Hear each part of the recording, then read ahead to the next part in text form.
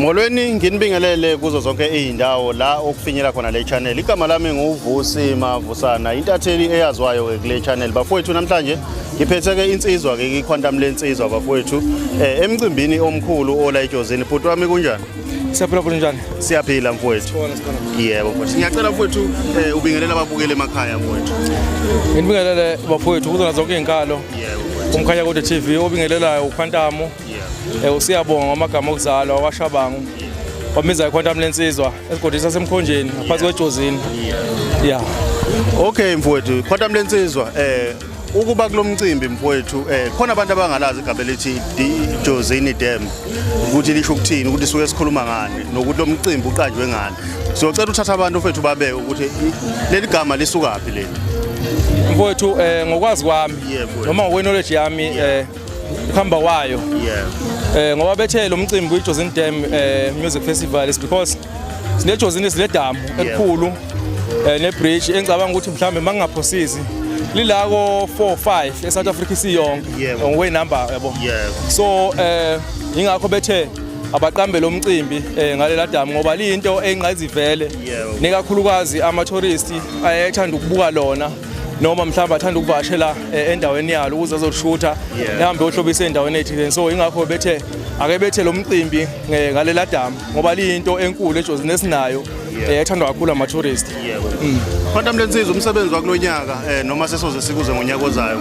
Khamba kanjani mfowethu ukuwakhipha mfowethu kulenanga njengoba udlala manje stage mfowethu? Kulonyaka ngingakhipha ngogudi. Mfowethu.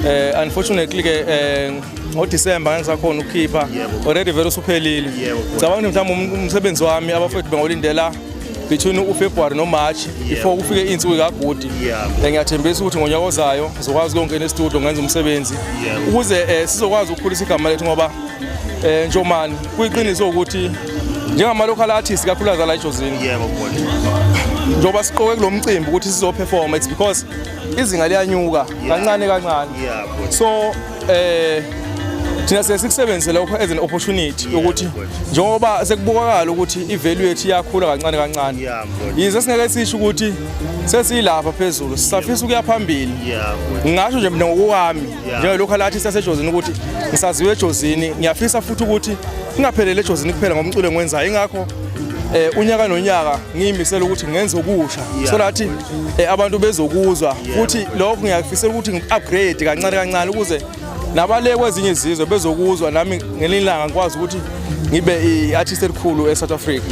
Nakho mfowethu kukhona umaskandi lapha na kwi top 10. Uthini ke lapha na kwi top 10 mntakabazi? Lapha kwi top 10 ngeke ngiphawule kakhulu ngeke futhi ngigxile kakhulu kodwa engingakusho ukuthi sicela ukuthi umaskandi uhlukanisa unyaka. Yebo mfowethu. Kodwa ke singakudlela umono ukuthi iParis ibhokile. Singasho nje bafowethu sithi ingoma B sithumele enambeni ethi 33 665 sithumele bafowethu ngale komona. Akekho umuntu engisayida naye nje artist esakhula kodwa ngibuka umsebenzi wabafowethu ngokukhula kwawo nokubuka ukuthi ubani udeserve ini ubani udeserve ini. So ngiyacela ukuthi bafowethu sidedeleni iParis unyaka njomani. Ngikuzwa kahle mfowethu sidedeleni. Niyenza bafowethu iquantum liyapawula liyasho ukuthi lona licela ukuthi kuhambe kanjani. Mfowami ngiyacela ukuthi mfowethu ucela abantu lapha na mfowethu bese siseke kakhulu kule channel yokukhanya kodwa TV.